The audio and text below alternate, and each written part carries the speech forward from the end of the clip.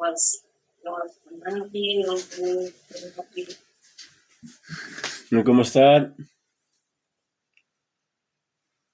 Waalaikumsalam warahmatullahi wabarakatuh. Ya, kita mulai aja Ustaz ya, nanti yang lain soalnya pada menyusul itu. Baik. Oke. Saya buka Ustaz ya. Bismillahirrahmanirrahim. Assalamualaikum warahmatullahi wabarakatuh. Waalaikumsalam warahmatullahi wabarakatuh. Wassalatu wassalamu ala asrofil anbiya'i wa mursalin wa ala alihi wa sahbihi ajma'in. Allahumma sholli ala sayyidina Muhammad wa ala sayyidina Muhammad amma ba'du.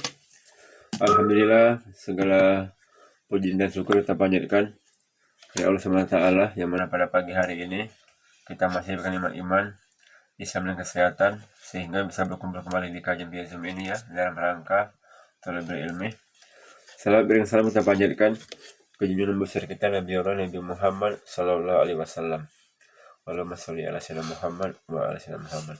Semoga kita nantinya akan mendapatkan sapaan beliau di yaumil akhirat nanti. Amin Allahumma amin. Amin. Yang saya hormati Tuan Guru kita Ustaz Siddiq, alhamdulillah sudah hadir.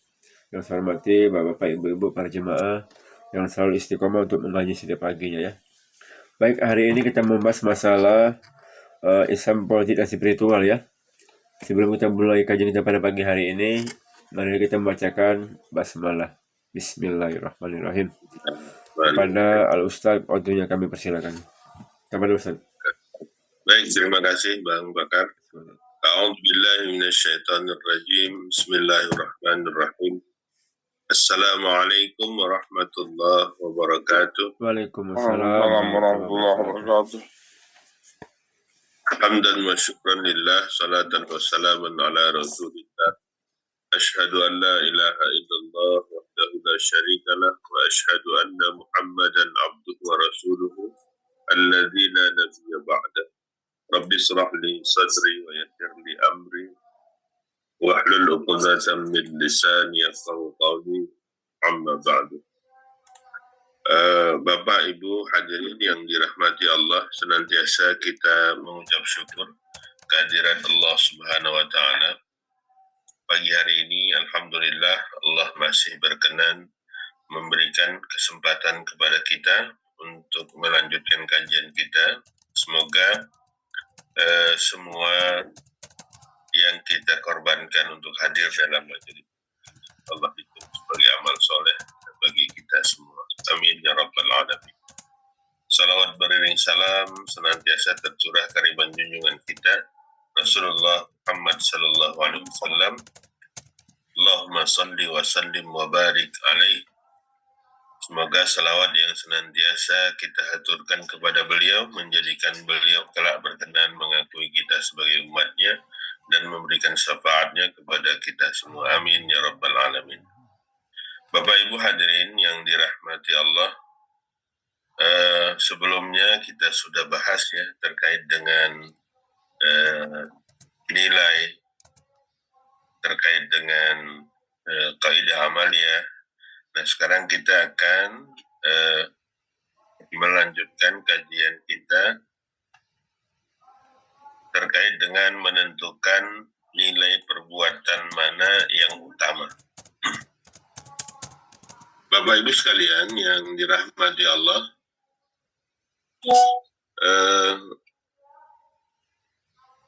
dalam setiap aktivitas perbuatan yang kita lakukan ya, seharusnya nilai yang ingin diraih itu adalah nilai yang satu ya, atau nilai yang tunggal. Jadi sebelum kita menjalankan sebuah perbuatan, terlebih dahulu kita harus tetapkan apa nilai atau tujuan yang ingin diraih dari perbuatan tersebut. Dan nilai ini atau tujuan perbuatan ini sudah Allah tetapkan. Setiap perbuatan, apa nilai yang ingin diraih di dalamnya, Allah lah yang menetapkan. Ya. Demikian juga bagi seorang muslim ya seharusnya hanya berusaha merealisasikan satu nilai ya sebagai hasil dari aktivitasnya. dimungkinkan sekalipun ada nilai lain yang diperoleh ya sebagai imbasnya.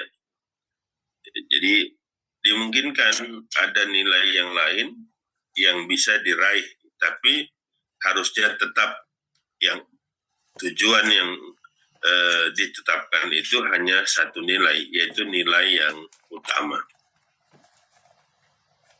Nah, Bapak Ibu sekalian yang dirahmati Allah Subhanahu wa taala, namun terkadang ya masalahnya bagaimana jika ya kita melakukan perbuatan bertujuan untuk mencapai nilai tertentu yang sudah ditetapkan Allah terhadap nilai itu. Namun kemudian di waktu yang sama kita diperintahkan untuk melakukan perbuatan yang lain.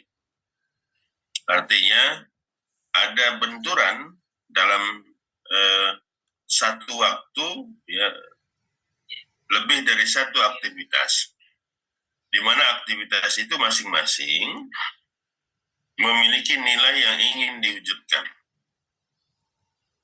Dan nilai itu terhadap aktivitas-aktivitas itu memang sudah Allah tetapkan apa nilai yang ingin diraih. Nah, jadi mana di antara nilai-nilai tersebut ya yang harus kita prioritaskan.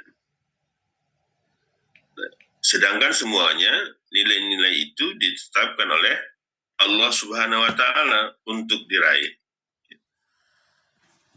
Karena Allah yang tetapkan, esensinya sebenarnya tidak ada nilai perbuatan yang dianggap lebih utama atau lebih rendah dibandingkan dengan nilai perbuatan yang lain. Jadi misalnya ketika kita berjual beli, yang kita ingin raih itu adalah nilai materi. Karena Allah sudah tetapkan dalam aktivitas jual beli itu adalah nilai materi. Maka karena ini Allah juga yang tetapkan, misalnya untuk ibadah, ya, sholat misalnya, yang ingin kita raih adalah nilai spiritualitas, ya, spiritualitas. Jadi sebenarnya tidak ada perbedaan atau lebih utama antara nilai materi yang Allah tetapkan di dalam aktivitas jual beli dengan nilai spiritualitas yang diletakkan dalam perintah ibadah.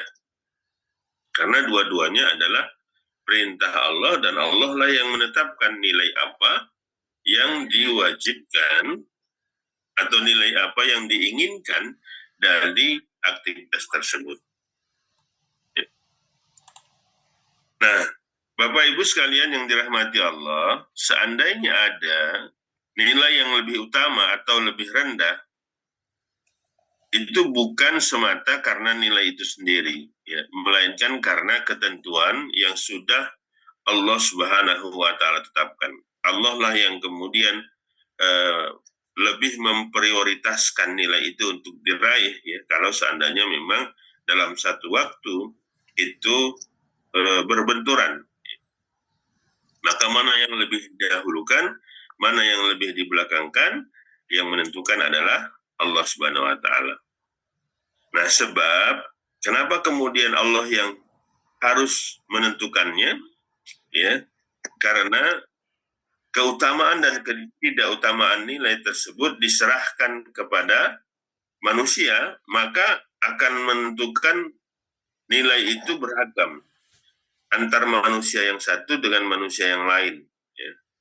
Itu bergantung kecenderungannya masing-masing. Ya. Maka dia akan memiliki standar ganda bergantung dari kecenderungan orangnya. Misal, ya, orang yang mempunyai kecenderungan spiritual yang kuat, maka dia akan menentukan bahwa nilai yang lebih utama untuk diraih adalah nilai spiritual. Ya, akhirnya apa? Dengan demikian, dia akan meninggalkan semua nilai yang lain, ya, selain nilai spiritual tersebut. Ya, karena dia menganggap lebih utama nilai spiritualitas, ya. Maka dia meninggalkan perkara-perkara selain perbuatan yang bisa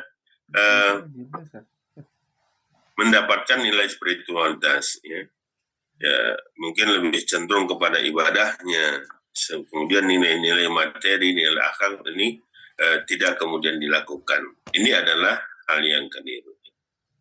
Kemudian sebaliknya, orang yang mempunyai kecenderungan kebendaan yang kuat, maka dia akan mengutamakan nilai materi dibandingkan dengan nilai-nilai lainnya, dan seterusnya. Jadi orang yang memiliki kecenderungan nilai materinya kuat, maka nilai materi aja yang kemudian dia ingin dapatkan. Padahal sebenarnya Allah sudah tetapkan semua nilai, ya, nilai materi, nilai akhlak, nilai kemanusiaan, dan nilai spiritualitas, itu semuanya sama. Ya.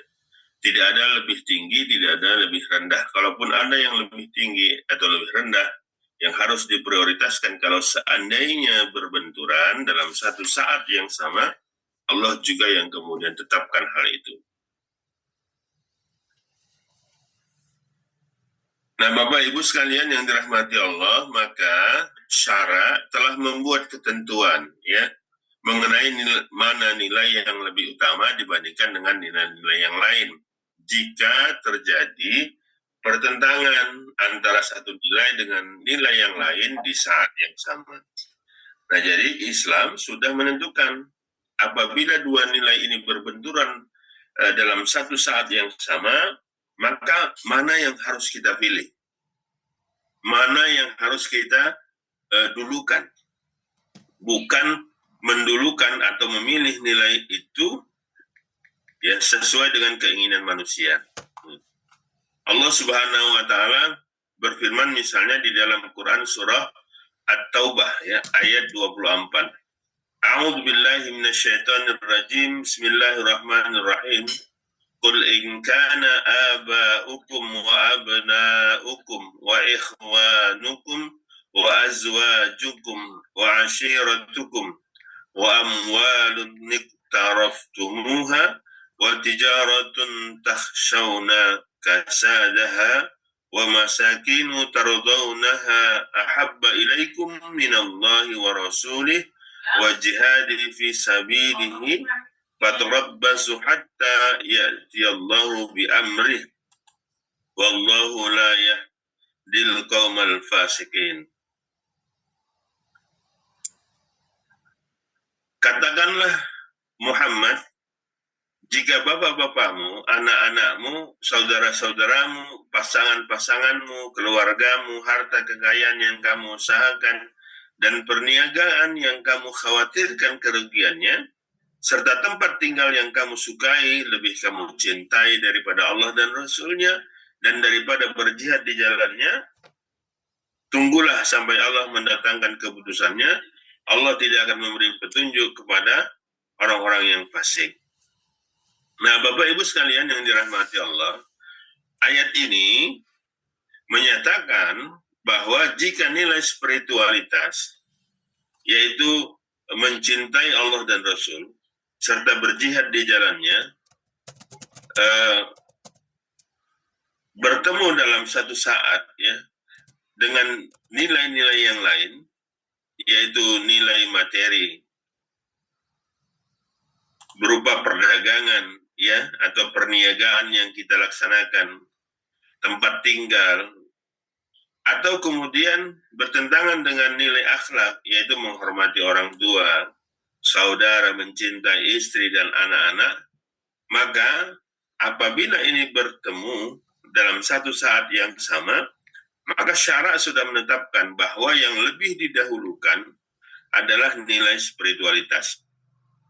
Ya, nilai spiritualitas itulah yang diutamakan. Dan ini Allah yang tentukan, ya. Kata Allah, lebih diutamakan mencintai Allah dan Rasul serta berjihad di jalannya.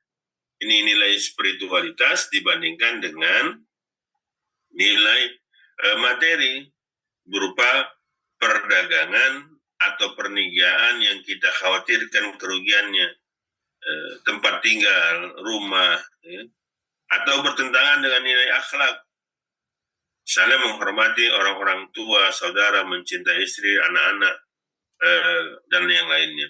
Dan inilah para ustadz sekalian yang dimuliakan Allah, yang dilakukan oleh para sahabat kalau kita lihat ya.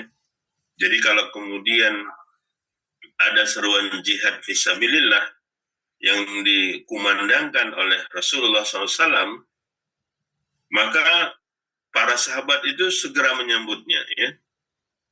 Bahkan ada seorang sahabat itu yang ketika wafat di medan perang, ya, Rasul melihat ada air di sekitar tubuhnya, sedangkan yang lain tidak ada. Maka kemudian Rasulullah minta para sahabat, coba tolong tanyakan kepada keluarganya terkait dengan sahabat ini. Maka kata para sahabat, ternyata beliau itu berangkat jihad pada malam itu, ya, masih pengantin baru, ya, malam pertama. Ternyata memang belum sempat untuk untuk mandi wajib ya, mandi besar, dan kemudian malaikat memandikannya. Subhanallah. Nah begitulah mereka kemudian, walaupun dalam saat yang sama ya, lagi pengantin baru, ya, lagi mesra-mesranya gitu ya, dan mungkin orang lain kalau seandainya dia tidak ikut dalam aktivitas jihad fisabilillah itu mungkin maklum gitu dalam kondisi itu. Tapi sahabat ini tidak ya. Ya semua kemudian dia tinggalkan rumahnya, bahkan istrinya ya di malam pertama itu, kemudian dia meraih syahid di jalan Allah. Dia lebih mengutamakan ya Allah dan Rasulnya dan berjihad di jalannya.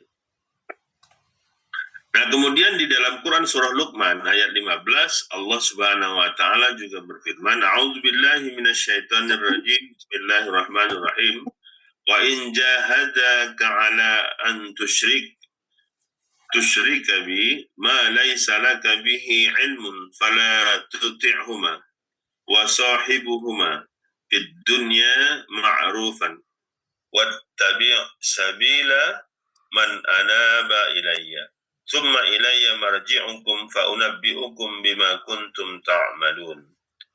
Jika keduanya, kata Allah, memaksamu untuk mempersekutukanku dengan sesuatu yang engkau tidak punya ilmu tentang itu, janganlah patuhi keduanya, tetapi pergaulilah keduanya di dunia dengan baik, dan ikutilah jalan orang yang kembali kepadaku.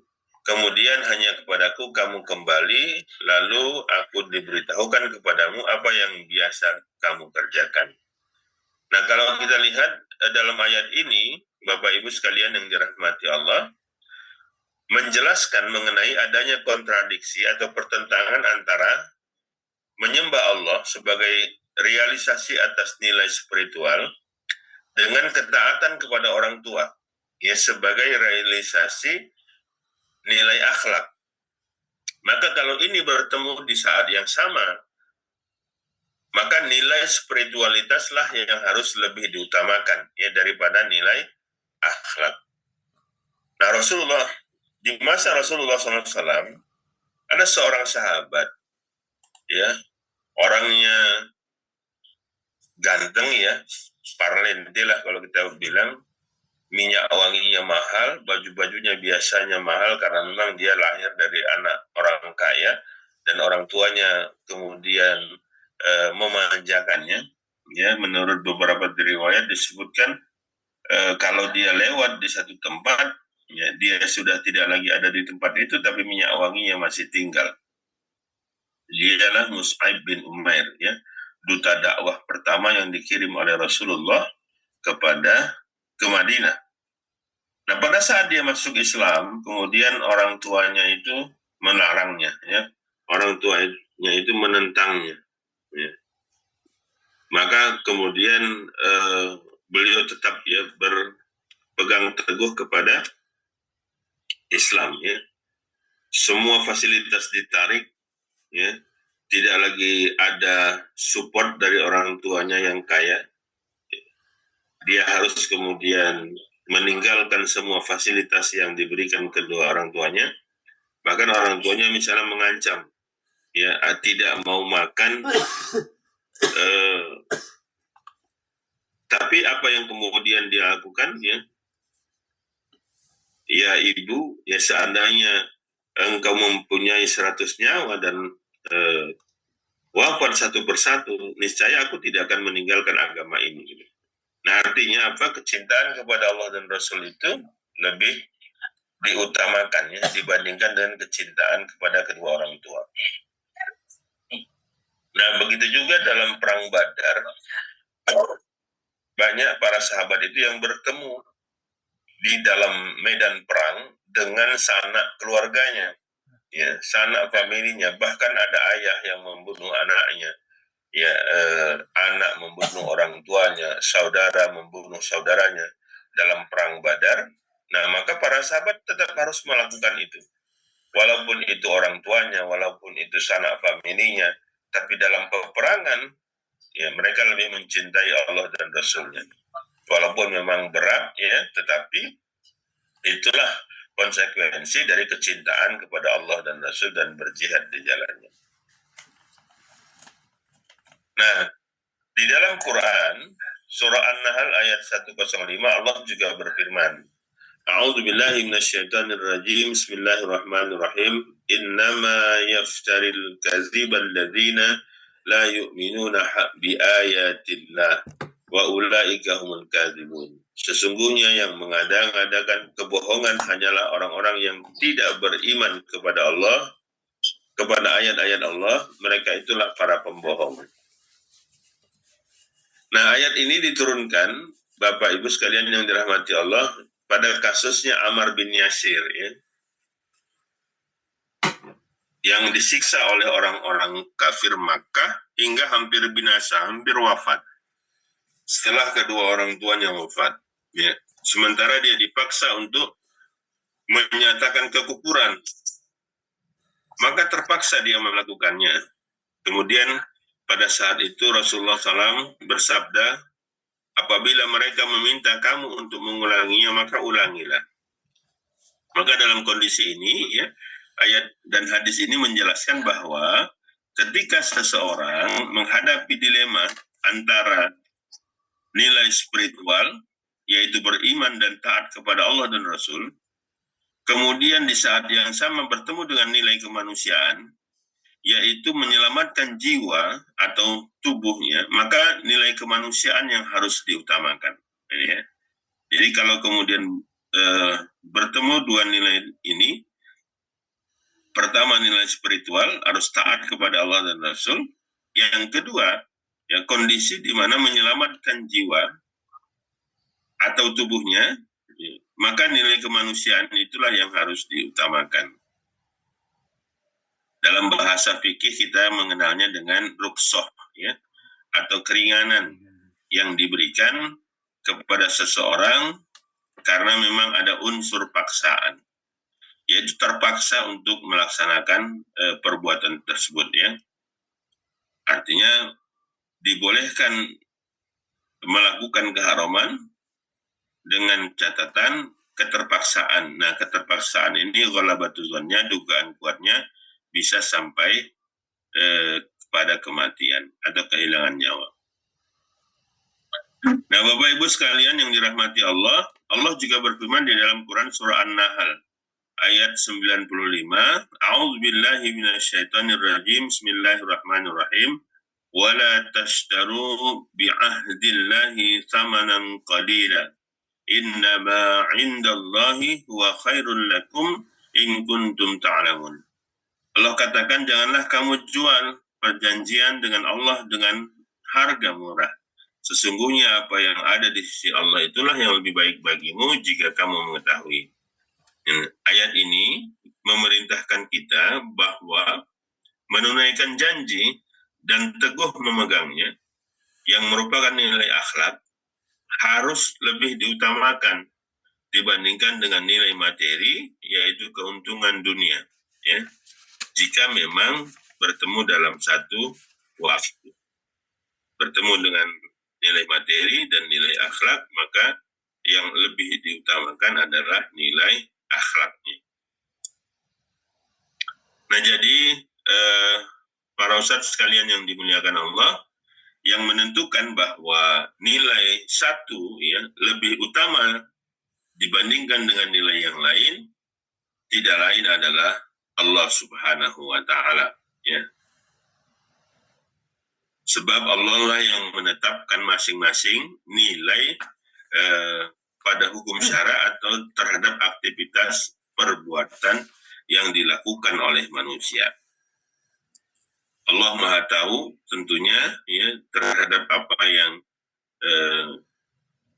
dilakukan oleh setiap manusia, dan ini memang haruslah Allah yang menentukannya supaya tidak bias ya. Karena jika hal itu, jika menentukan nilai tadi diberikan kepada manusia, niscaya tiap manusia akan berbeda ya dalam menentukan kadar keutamaan dari nilai-nilai yang ada.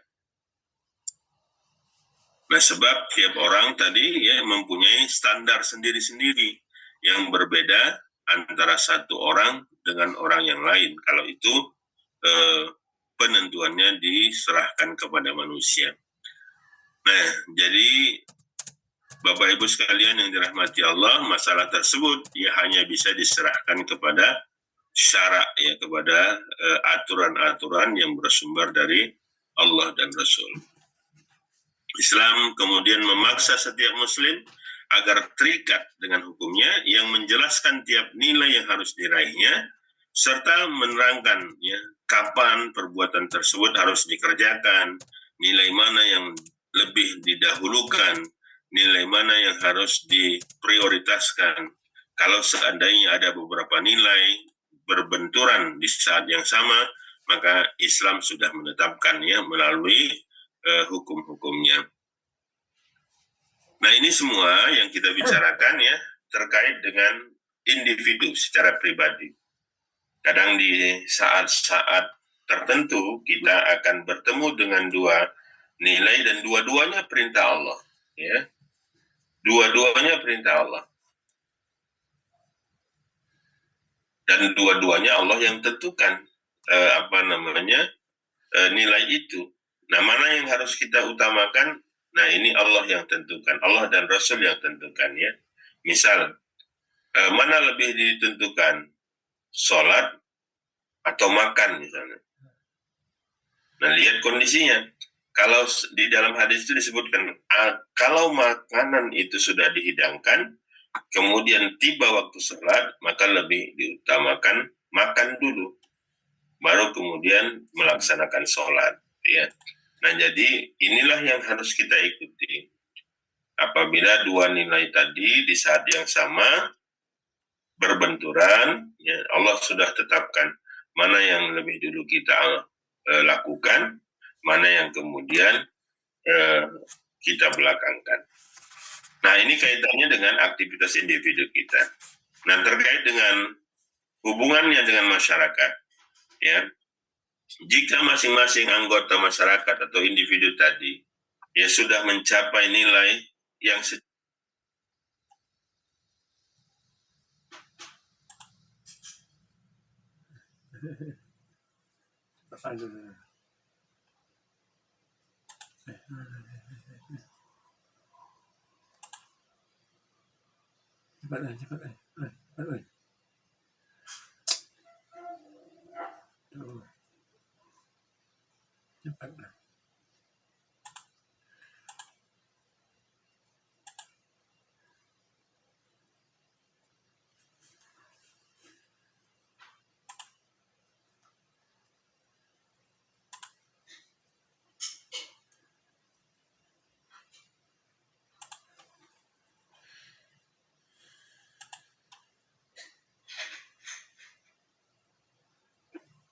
Kenapa ya Pak? Campak semua? Ini ya bukan apa? Kan udah melapor apa Pak Loji, dia harus login tiap bulan. Biasanya dia otomatis, makanya saya terlena ini. Saya pikir udah otomatis. Jadi harus semalam saya melapor harus tiap bulan tuh login ulang dia namanya. Melogin ulang. Jadi dia kalau sudah akhir bulan saya login lagi, akhir bulan login lagi gitu dia. Ini lagi menunggu jawaban dari Telkom. Insya Allah mudah-mudahan secepatnya balik lagi dia. Tapi sementara Ya. gini kita ngaji. Ya, silakan Ustaz, silakan Ustaz. Lanjutkan Mohon ya. maaf ya.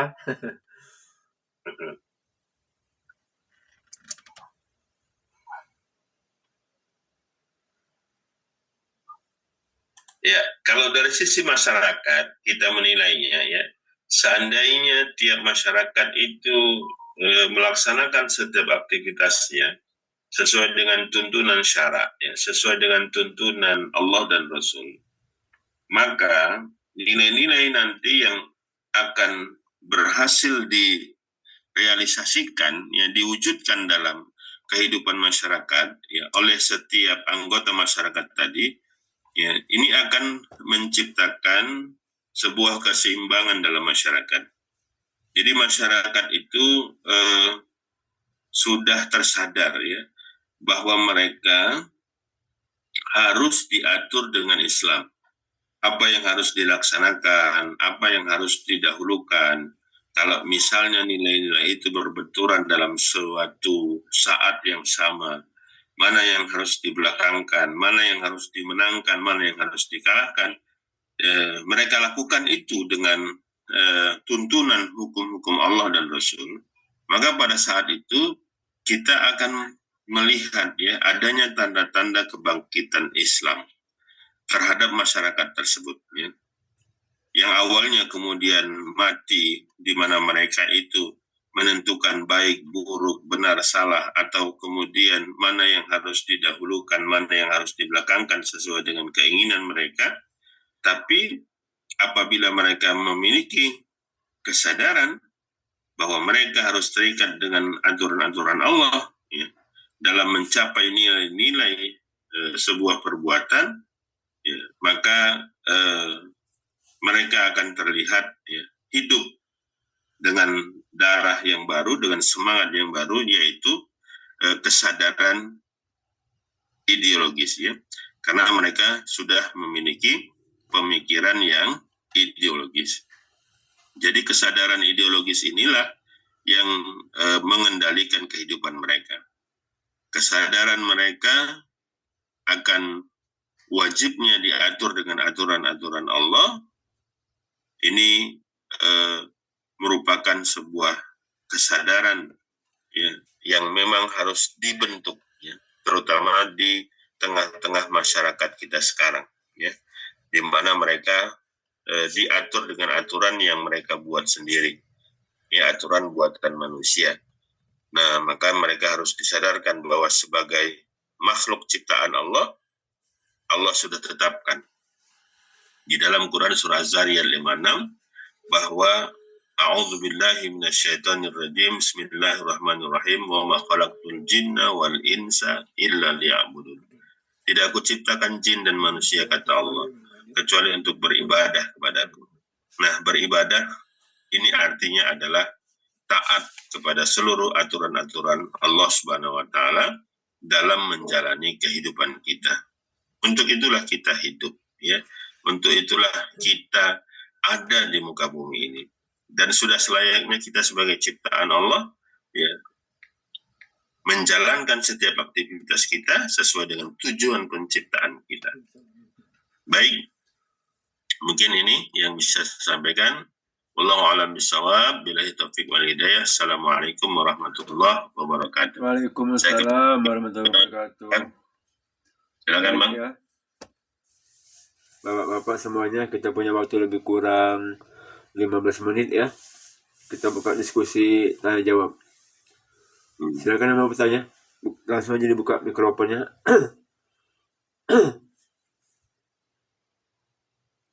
Pak Junaidi, Pak Matondang, Pak Sapri, Pak Jol, Pak Sukron, silakan.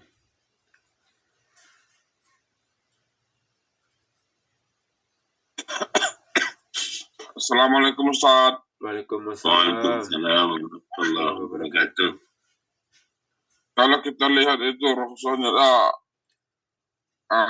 Ammar bin Yasir itu Ustaz kan karena tergantung yang dipertaruhkan itu nyawanya langsung Ustaz gitu. Ya. Kalau sekarang kan banyak orang bukan mempertaruhkan nyawa Ustaz gitu. Andai kan nggak dilakukannya pun masih hidup santai Ustaz gitu. untuk mencari kan namanya usaha gitu. Nah, itu yang selalu Ustaz yang dilakukan orang sekarang. Nah, sehingga melanggar syariat-syariat Allah tadi gitu Ustaz. Nah, itu bagaimana Ustaz kalau apa Ustaz? Ya tetap berdosa kan gitu Ustaz. Kecuali tadi orang tuanya itu sakit dalam sekarat, memang betul-betul di rumah sakit dia butuh sampai 50 juta, memang tidak ada didapatkan lagi, dia berusaha dan ditawarkan oleh saudara yang lain atau mana, barulah saya yakin gitu Ustaz. Mungkin Ustaz. Ya, baik. Memang dalam kehidupan ini kan terkadang kita harus memilih, ya. Harus memilih. Nah, mana yang kemudian kita pilih itu tentunya mana yang ditetapkan oleh Allah dan Rasul sebagai prioritas, ya. Nah, di dalam Islam itu ada namanya fikih auliyat. Ya. Fikih auliyat itu adalah fikih prioritas. Mana yang kemudian harus kita ambil ya sebagai pilihan. Misalnya kalau yang wajib bertemu dengan yang sunnah, maka dahulukan yang sunnah. Yang wajib, maaf. Ya. Kalau kemudian bertemu antara yang sunnah dengan yang mubah, maka ambil yang mubah. Nah, inilah kemudian prioritasnya. Dan semua itu kemudian Allah yang tentukannya. Misalnya antara yang wajib dengan yang wajib tadi, ya. Misalnya di dalam ayat Quran yang kita sampaikan, ya, bahwa mana yang harus dipilih. Pertama, jihad di jalan Allah, ada seruan jihad.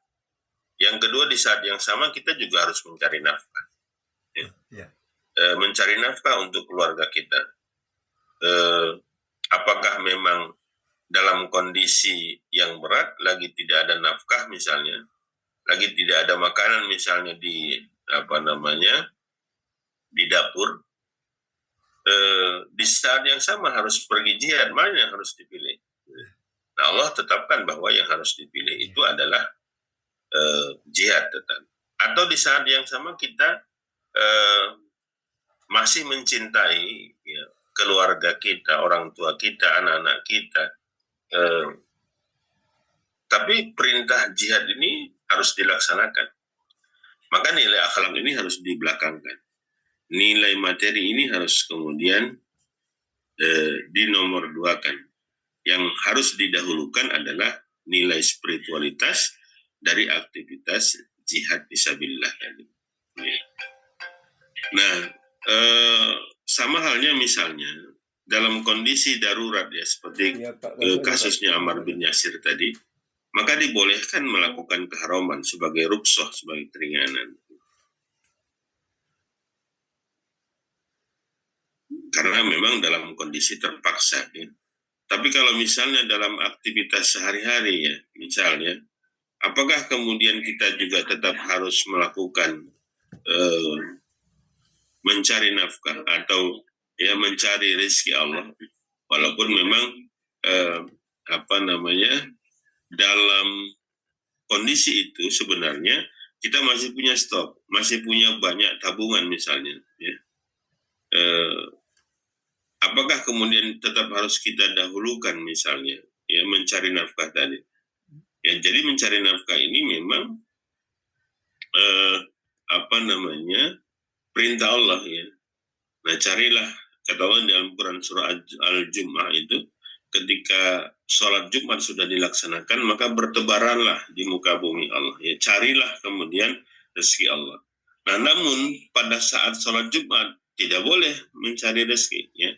Maka ketika azan berkumandang, ya, khususnya bagi seorang laki-laki, mana yang harus dia dahulukan? Sholat Jumat atau tetap berniaga atau tetap kemudian berdagang?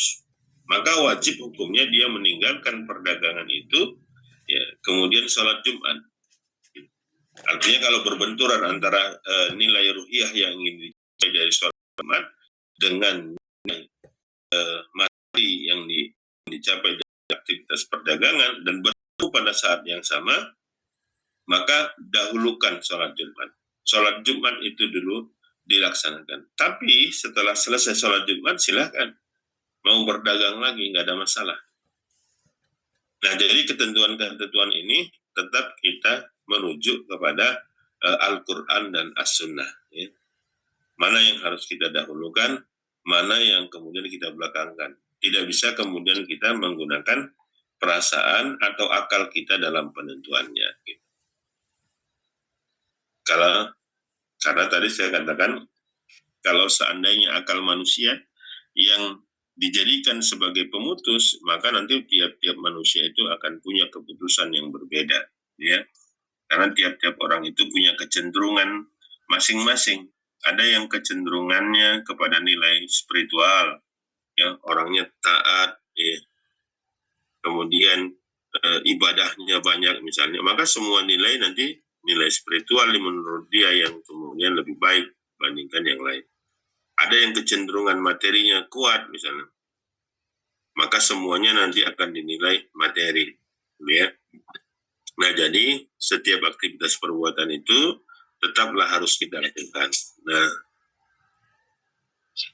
tinggalkan yang haram, lakukan yang wajib, ya, upayakan untuk memperbanyak amalan sunnah, kemudian tinggalkan perkara yang haram. Ya, silahkan melakukan yang mubah, ya, tapi kalau bisa yang sunnah itu diperbanyak. Ya. Kalau yang mubah boleh diambil, ya boleh kemudian tidak. Nah, jadi prioritas ini tentunya ditentukan oleh Allah dan Rasul, ya. Dan itulah yang kemudian kita ikuti. Wallahu a'lam bishawab. Mungkin itu ya, Pak Matondang. Assalamualaikum Ustaz. Ya, terima kasih Ustaz. Ya, sama Pak. Silakan Pak Junaidi. Iya, Ustaz. Kalau untuk ibadah, kira-kira kalau mana yang lebih diutamakan antara ibadah kita untuk kepentingan pribadi yang harus kita tingkatkan atau ibadah kita untuk kemaslahatan umat itu, Ustaz? Kira-kira ada ininya nggak, Ustaz, ya? Ya. Fikir prioritasnya nggak itu, Ustaz? Ya. Kalau misalnya bertemu antara yang wajib, ya, dengan yang wajib, maka dilihat dahulukan dulu wajib ain dibandingkan wajib kifayah. Ya.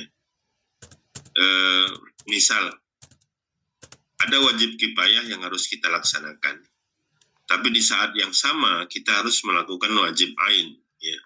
Misal ketika sholat Jumat, sebelum pelaksanaan sholat Jumat, terkadang ya ada di tengah masyarakat kita itu ada jenazah yang akan disolatkan. Yeah. Nah, untuk kemudian banyaknya orang yang mensolatkan, ya biasanya jenazah itu diantar menjelang sholat Jumat. Gitu ya. Nah, pertanyaannya, mana dahulu yang kita laksanakan? Apakah sholat jenazahnya atau fardu Jumatnya? Maka dalam kondisi ini kita harus memilih fardu ain, ya, lebih diutamakan. Maka kita laksanakan dulu sholat fardu Jumatnya. Setelah selesai, nggak usah doa dulu karena doa hukumnya sunnah. Maka dari yang sunnah itu kita lebih dahulukan fardu kifayahnya. Maka setelah sholat Jumat selesai, laksanakan dulu fardu kifayahnya. Yang berikutnya yaitu mensolatkan jenazah tadi, baru kemudian silahkan kalau sudah selesai fardu kifayahnya menjalankan sunnah, ya, sunnah yang lainnya. Nah, ini kalau kemudian dua fardu bertemu antara fardu kifayah dan fardu ain. Nah, bagaimana kalau misalnya fardu ain ketemu dengan fardu ain di saat yang sama? Ya, maka kita juga harus melihat kondisinya, ya, mana fardu ain itu yang lebih utama dibandingkan dengan fardu ain yang lain, dan ini memang Allah yang kemudian menentukan tadi. Itu contoh yang pertama ya. Mungkin yang kedua misalnya kita akan melaksanakan ibadah haji misalnya. Akan melaksanakan ibadah haji. Kemudian itu fardu ain bagi kita. Kemudian mana yang lebih kita dahulukan? Sementara satu sisi kita mau melaksanakan ibadah haji butuh dana. Tapi di sisi lain, misalnya ada tetangga kita yang mau operasi jantung misalnya, nggak punya uang, dia pinjam sama kita. Kira-kira mana yang lebih kita dahulukan? Bantu dia. Maka yang lebih kita dahulukan itu adalah menolong tetangga itu tadi, ya, agar kemudian bisa dia terhindar dari kematian. Artinya kalau seandainya dalam kondisi seperti itu, walabatuzonnya kita tahu bahwa kalau tidak dioperasi maka akan sampai pada kematian, maka menjadi wajib kita menolongnya terlebih dahulu. Karena apa? Karena itu lebih urgent ya, lebih kemudian lebih penting ya kita katakan. Karena kalau tidak ditolong itu bisa sampai pada kematian. Maka kalau dalam posisi itu, maka nggak ada masalah, lebih kita dahulukan menolong tetangga kita yang kemudian terkena serangan jantung tadi, harus segera dioperasi, butuh dana besar, dan kita punya. Tapi memang dana itu untuk keberangkatan kita umroh atau haji lah ya, karena sama-sama wajib ain haji ya karena sudah mampu. Tapi di sisi lain kita juga wajib menolong tetangga kita yang akan operasi jantung misalnya. Nah, mana yang lebih kita dahulukan dalam posisi itu adalah menolong saudara kita ya, karena untuk menghindarkan kemudorotan bagi saudara kita itu. Karena walabatuzonnya kalau kita tidak tolong, dia tidak jadi operasi dan bisa sampai pada kematian. Nah, jadi antara fardu ain dengan fardu ain, mana fardu ain yang lebih besar manfaatnya, itu yang harus kita lakukan. Ya. Atau mana yang lebih besar mudorotnya, maka itu yang harus kita dahulukan. Jadi kalau misalnya bertemu dua fardu ain, satu amar ma'ruf, ya, satu nahi mungkar, mana yang lebih dulu meninggalkan kemungkaran atau kemudian melakukan kema'rufan? Maka yang harus didahulukan itu adalah meninggalkan kemungkaran. Ya,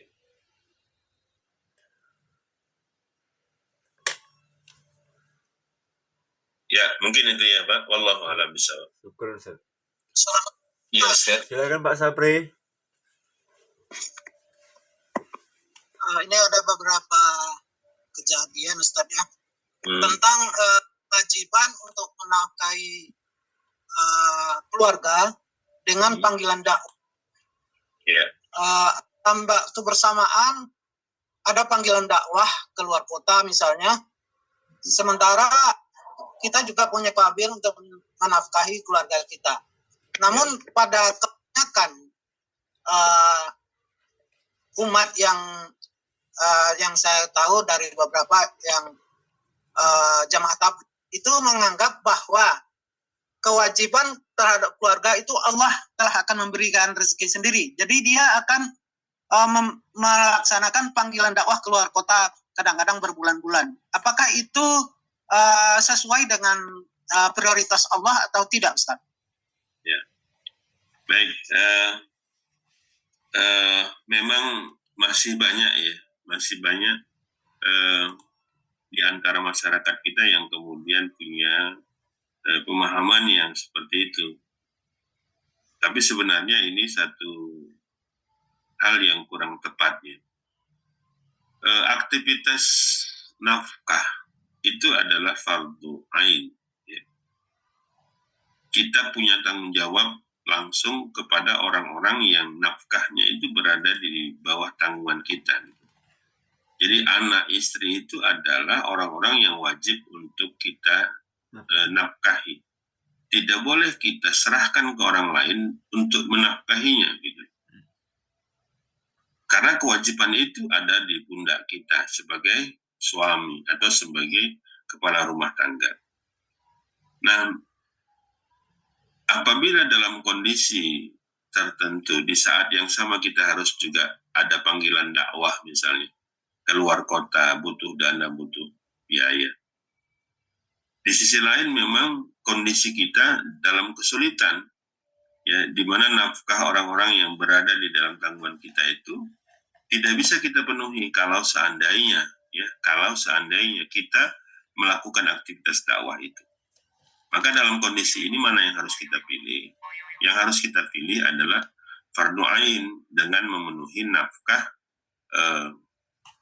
orang-orang yang berada di dalam tanggungan kita. Sedangkan dakwah itu hukumnya adalah fardu kifayah, kan itu. Fardu kifayah. Maka harus dilakukan fardu ain. Jadi ya ambil pilihan ya mencari nafkah dulu. Tapi kalau misalnya udah banyak tabungan itu banyak di buku tabungannya, harta kita banyak, ya, kemudian utang nggak ada, yang mau minjam nggak ada gitu ya, ya nggak ada masalah. Ketika kita pergi dakwah, orang-orang yang berada di dalam tanggungan kita sudah tertanggulangi, sudah ternafkahi. Ya. Misalnya ya kurang-kurang lebih ada 300 juta di dalam tabungan, nggak masalah. 100 juta tinggalkan di rumah, 200 juta dibawa untuk dakwah, misalnya, nggak ada masalah. Kalau memang stoknya ada. Tapi kalau misalnya ditinggal, dapurnya nggak ngebul, makannya anak istri atau orang-orang yang berada di dalam tanggungan kita nafkahnya nggak jelas gitu, maka tidak boleh, haram hukumnya dia meninggalkan mereka. Ya. Jadi harus lebih mendahulukan fardu ain, yaitu kewajiban dia memberikan nafkah jika dibandingkan dengan panggilan dakwah, ya, yang itu hukumnya adalah fardu kifayah, gitu ya. Sesuai dengan Quran surah Al-Imran ayat 104 kan, wal takum minkum ummatun, ya. Hendaklah ada sebagian di antara kamu, sekelompok orang. Jadi hukum asal dari dakwah itu adalah fardu kifayah. Ya, mungkin itu ya. Wallahu a'lam bishawab. Terima kasih Ustaz. Ya, Mungkin ada lagi Ini pertanyaan? Ustaz, satu lagi sebagai catatan Ustaz tentang dakwah yang seperti Ustaz. Sebenarnya kita umat muslim kuliah itu, Allah kan menciptakan manusia ini, saya baca itu dalam keadaan yang berbeda-beda Ustaz. Perspektifnya kita itu karena kurang cerdas kayaknya menempatkannya. Kalau tadi kita lihat orang berdakwah, dia nggak pandai berdakwah, terus keluar nafkah dia nggak ada juga. Saya rasa itu termasuk konyol. Bagusan dia mencari lebih dikasih kepada orang yang bisa berdakwah untuk melanjutkan dakwahnya gitu, Ustaz. Utusan jadinya. Jadi dia bekerja sambil berdakwah juga. Yang berdakwah tadi juga berdakwah sambil bekerja namanya. Jadi kan dapat keuntungan dua-dua sebenarnya, Ustaz. Ya. Kalau kita lihat kan sebenarnya kita ini kurang cerdas menempatkan orang-orang kita yang untuk berdakwah gitu. Saya lihat seperti kalau bisa kita utamakan itu najir-najir di masjid-masjid kan. Ya kita semua kasih dananya kan gitu. Dia berdakwah di situ. Kalau kita ke sana yang berdakwah, konyol kita nanti, malah nggak tahu apa yang disampaikan, malah sesat juga. Orang ilmu kita nggak ada gitu, Ustaz. Nah, demikian Ustaz kalau menurut catatan tentang dakwah. Assalamualaikum warahmatullahi wabarakatuh. Waalaikumsalam warahmatullahi wabarakatuh. Iya, memang inilah yang Allah tentukan, ya, Allah dan Rasulnya tentukan. Terkadang ada kewajiban yang harus kita lakukan, apapun posisi kita, ya. Misal kalau kita lihat Abdurrahman bin Auf, Utsman ibnu Affan misalnya, mereka itu saudagar, mereka itu pedagang, orang kaya kita katakan. Tapi dalam aktivitas jihad, mereka tidak boleh cuma menginfakkan harta saja, gitu. Tetapi mereka juga harus melakukan aktivitas jihad itu secara fisik. Walaupun bantuan mereka luar biasa. Ya, Abdurrahman bin Auf misalnya infaknya itu 100 ekor unta. Ya. Berikut perlengkapannya misalnya. Itu dilakukan gitu. Tapi ada juga kewajiban dia untuk ikut berperang bersama-sama dengan Rasulullah SAW atau bersama dengan pasukan jihad fisabilillah Rasulullah. Ya. Jadi termasuk misalnya Umar bin Khattab, Abu Bakar Siddiq misalnya. Dalam kondisi sehari-harinya mereka itu buruh tani ya, bekerja misalnya kepada orang lain. Tapi dalam kondisi tertentu memang ada kewajiban yang dilakukan, yang diperintahkan oleh Allah untuk dilakukan oleh semua dengan badannya, dengan dirinya gitu. Walaupun dia sudah menyumbang banyak sebagai seorang saudagar gitu. Udah cukup saya nyumbang aja sekian ratus juta misalnya. Iya, nggak cukup gitu, karena yang Allah perintahkan itu ya, yang harus dikorbankan itu semuanya gitu. Ya, jiwa dan raga, Ustaz. Iya, jiwa dan raga. Nah, kan dalam kondisi seperti itu, apapun latar belakang kita, ya tetap kemudian kita harus berjuang, ya mengorbankan jiwa ya dan raga kita sebagaimana yang Allah perintahkan. Seperti ayat tadi kan, kalau kemudian kita lebih mencintai yang lain daripada Allah dan Rasul dan jihad berjalan di jalannya, maka tunggu kata Allah, ya, Allah akan memberikan perhitungannya. Maka semuanya, harta, tahta, ya bahkan keluarga itu harus rela ya, kemudian kita meninggalkan semuanya demi menjalankan perintah Allah, yaitu jihad fisabilillah tadi. Nah, jadi memang kita lihat perintahnya gitu. Ya, kalau misalnya memang dalam kondisi seperti tadi ya, kita misalnya ini belum punya kemampuan untuk menyampaikan dakwah tadi, apakah karena waktu, apakah mungkin karena kesempatan, atau juga mungkin karena kemampuan, tapi di sisi lain Allah berikan kita kelebihan harta, nah itu nggak ada masalah, karena memang dalam perintah dakwah ini tidak ada tidak ada kemudian perintah langsung untuk mengerahkan semuanya gitu ya. Tetapi pada saat itu ya mungkin kita belum punya kesempatan, belum punya kemampuan, atau belum punya kesempatan misalnya ya. Tapi di sisi yang lain, di saat yang sama kita punya kelebihan harta, nggak apa-apa, untuk dakwah itu kita berikan kepada para pengemban dakwah yang lain untuk menjalankan aktivitas dakwah.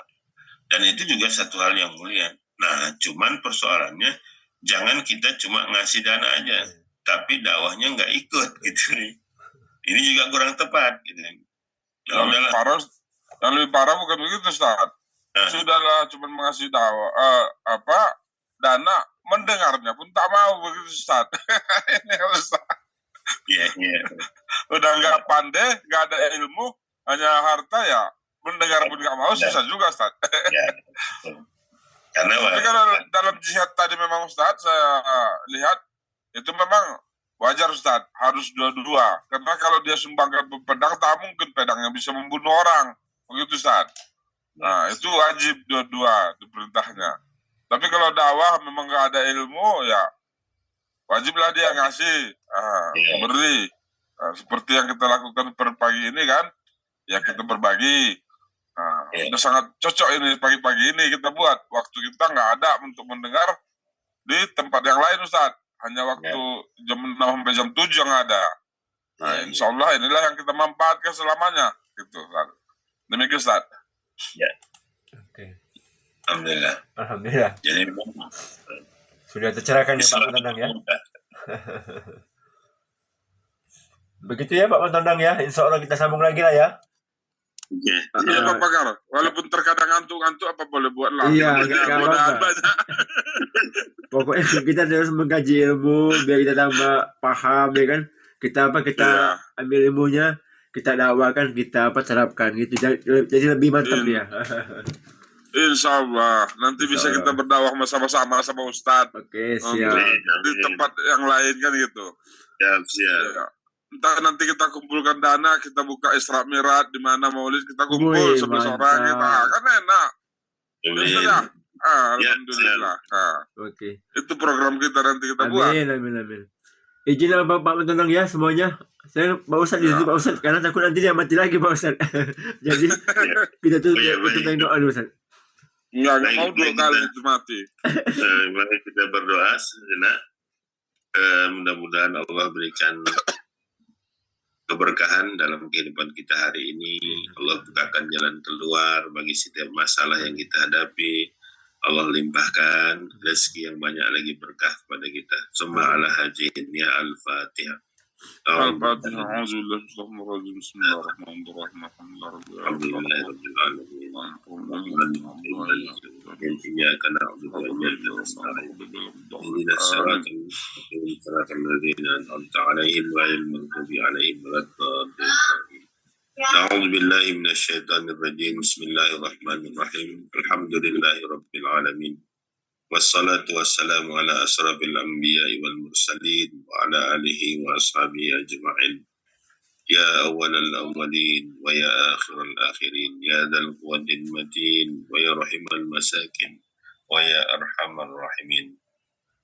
Allahumma ighfir lana dhunubana wa liwalidayna warhamhuma kama rabbayana shaghira wa li jami'il muslimina wal muslimat wal mu'minina wal mu'minat al ahya'i minhum wal amwat bi rahmatika ya arhamar rahimin. Allahumma inna nas'aluka salamatan fi dinina wa afiyatan fi jasadina wa ziyadatan fi ilmina wa barakatan fi rizkina wa taubatan qabla al-maut wa rahmatan inda al-maut wa maghfiratan ba'da al-maut. Allahumma hawin alayna fi sakaratil maut wan najata minan nar wal afwa inda al-hisab. Ya Allah, ya Rahman, ya Rahim, beri keberkahan dalam majelis ilmu kami ini ya Allah. Tunjukkan kepada kami ya Allah bahwa yang benar itu adalah benar adanya dan beri kami kekuatan untuk mengikutinya. Dan tunjukkan kepada kami ya Allah bahwa yang salah itu adalah salah adanya dan beri kami kekuatan untuk meninggalkannya.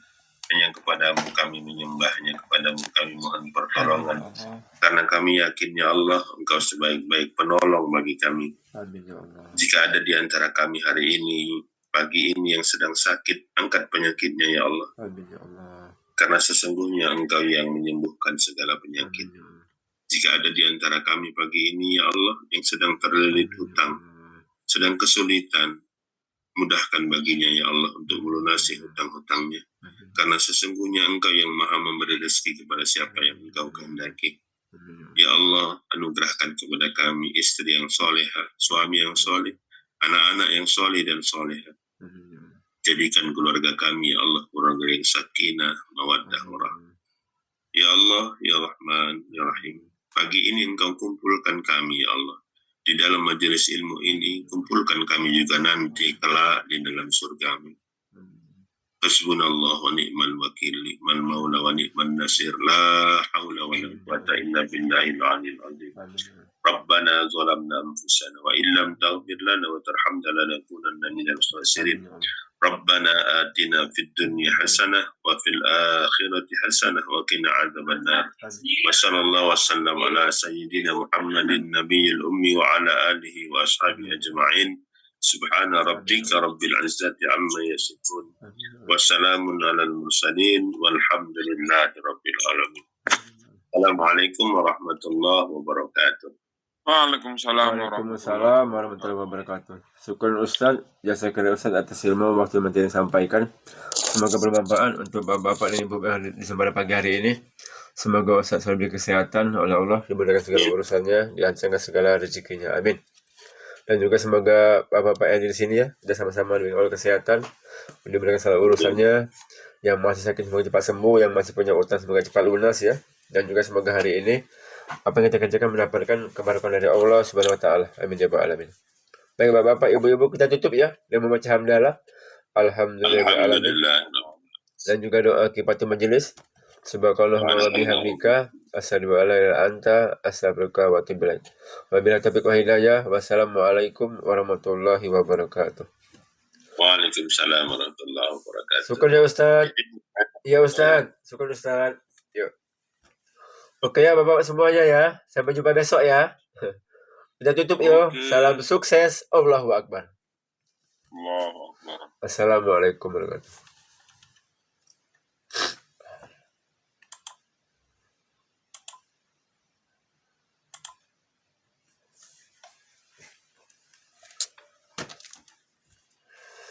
Aduh, gawat kali.